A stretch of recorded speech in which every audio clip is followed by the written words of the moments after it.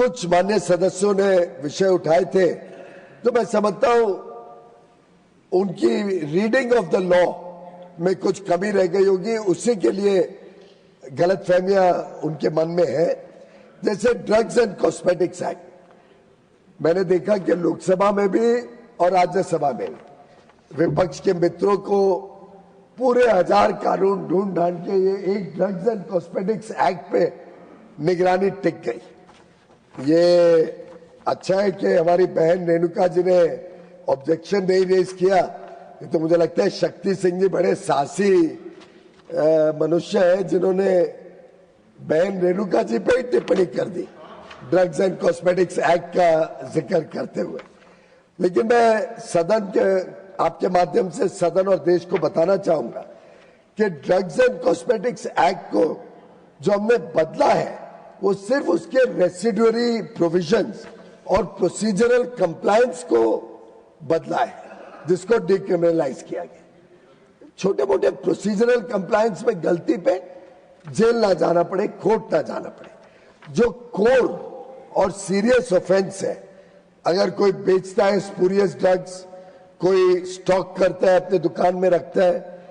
कोई इंपोर्ट करता है आयात करता है, कोई मैन्युफैक्चर करता है, कोई डिस्ट्रीब्यूट करता है और गलत ड्रग्स हो, अप्रूव ना हो ड्रग कंट्रोलर के माध्यम से,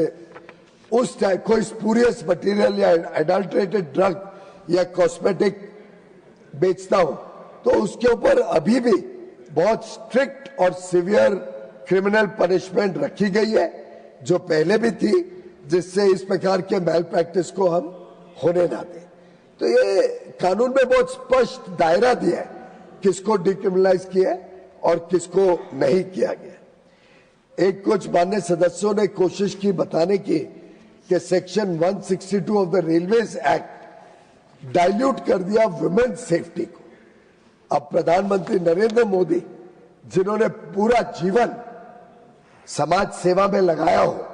जिन्होंने 25 वर्ष और अक्टूबर में 25 वर्ष हो जाएंगे उनके uninterrupted head of the government के नाते, पहले head of the state, head of the central government. Already उन्होंने रिकॉर्ड तो ब्रेक कर ही दिया है सिक्किम के पूर्व मुख्यमंत्री पवन चामलिंग जी का। अब 25 वर्ष अक्टूबर में पूरे हो जाएंगे। अब ऐसे व्यक्ति जिन्होंने हमेशा बेटियों को, बहनों को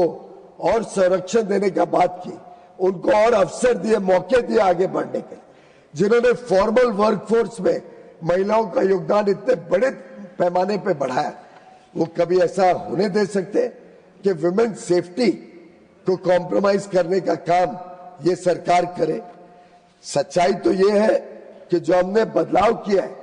ये कानून को और सख्त बनाता है हमारी बहनों की सेफ्टी के लिए, क्योंकि वो एनफोर्समेंट को और इफेक्टिव बना देता है। अमेंडमेंट जो आज इसमें कानून में हमने किया है, वो कोई भी मनुष्य, कोई भी आदमी अगर महिला की सेफ्टी के ऊपर कोई गलत काम करे तो उसके लिए भारतीय न्याय संहिता तो हमारे बहुत सख्त कानून प्रोवाइड करती ही है। हमने उसको सदन में पारित किया है। भारतीय न्याय संहिता के कानून तो लगेंगे ही, लेकिन अगर ट्रेन के डिब्बे में अगर कोई व्यक्ति गलती से महिलाओं के कैबिन में या महिलाओं के कोच में घुस जाए और उस कंपार्टमेंट में जो बर्थ या सीट रिजर्व्ड है महिलाओं के लिए, उसको बिना लॉफुल एक्सक्यूज, देखो किसकी तबीयत खराब हो रही है, कोई बेहोश हो रहा है, किसको कुछ बीमारी है और वो वहां बैठ भी गया, तो हमारी बहनें भी बड़ी समझदार है, वो भी शायद पानी का ग्लास पिलाएंगी, उनको ध्यान रखेंगी। लेकिन बिना लॉफुल कारण, बिना कोई जेन्युइन कारण से अगर कोई आज ऐसे लेडीज बर्थ पे बैठ जाता है तो आज जो है फाइन 500 रुपए है, और वो फाइन भी लागू करने के लिए लंबा कोर्ट कचहरी का प्रोसेस है और उसके बाद 500 रुपए फाइन लगेगा। उसके बदले हमने क्या किया, हमने 2500 रुपए की पेनल्टी लगाई, 5 गुना, जो तुरंत जो अधिकारी है वहां उनसे रिकवर कर सकता है। तो एक प्रकार से और सख्त कर दिया कि किसी की हिम्मत नहीं हो बहनों के कैबिन में जाने की या बहनों की सीट पे बैठने की। और अगर अच्छी तरीके से पढ़ा होता तो शायद पहले और अब में जो अंतर है उससे ध्यान में आता कि कैसे आज का जो कानून है उसमें एनफोर्समेंट बड़ी वीक है, केस ड्रैग करते हैं लंबे अरसे तक, बहनें भी दुखी हो जाती है कब तक जाके विटनेस बनेंगी, कितनी बार जाएंगी, कितना खर्चा करेंगी, और उसके बाद क्या 500 रुपए का जुर्माना। उसके बदले अब हाथ की हाथ 2500 रुपए की पेनल्टी लगा के आदमी को भय रहेगा कि ऐसी गलती ना करे। इंस्टेंट जस्टिस भी मिलेगी, स्ट्रॉन्गर डिटरेंट भी रहेगा, और जो विक्टिम है उसको ये परेशानी नहीं होगी कि बार बार कोर्ट में जाके अपना बयान देना पड़ेगा। एक अभी अभी कहा गया और बड़ा मैं हैरान हुआ सुन